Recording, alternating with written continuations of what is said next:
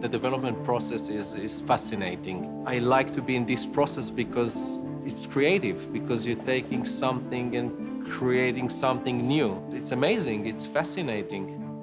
In the first walkthrough, what attracted us so much to this building is the real bones of the building, the high volume of the lobby, the ceiling height, the steel beams, the wide bays, the windows that you have in every bay. Those elements that you don't see anymore. You cannot create them. Look at this place. It's construction site, and then in few months, in a year time, we will have one of the most expensive apartment in this area. As an architect, I'm trying to marry the scientific side of a building and then the emotional side, the creative side, the artistic side. And I remember clearly when coming 93 Worth the first time and walking the building, seeing it from the street, the scientific side of me realized that there's something about the module of the building, the rhythm of its column, the size of its window, the sheer height of the floors that lays down perfectly for residential apartments. This is a true transformation of a building that almost was designed originally to become what it is today.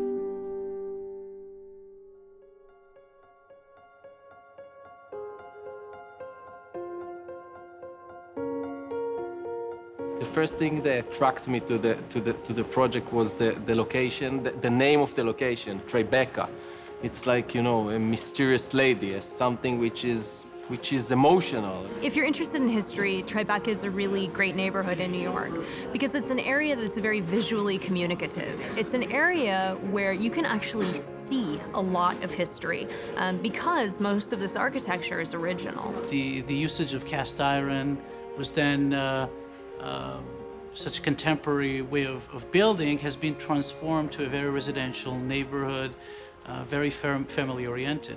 That transformation, I think, really reflects something about the people who choose to live here. When you buy property, when you buy real estate in that neighborhood, you buy a piece of the history of New York with it.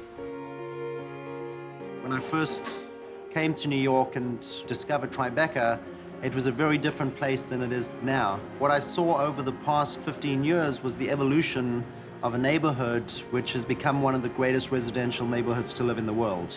And I think that's fascinating, especially when you walk the streets and you really get a feel for the neighborhood and you see who lives here and what these people do and how they spend their days and how the neighborhood has really become an extension of their lives. We walked the other day to the floor below when we saw the new model apartment coming, and like kids, we were so excited. Look how it's coming up to life. You know what it is? It might sound as a cliche, but for architects, designers, you start a project, you fall in love. You end the project, you sort of break up. This was an easy love affair, and that process that was so enjoyable for me, I think, would reflect on the end user, of course, the homeowners at the end.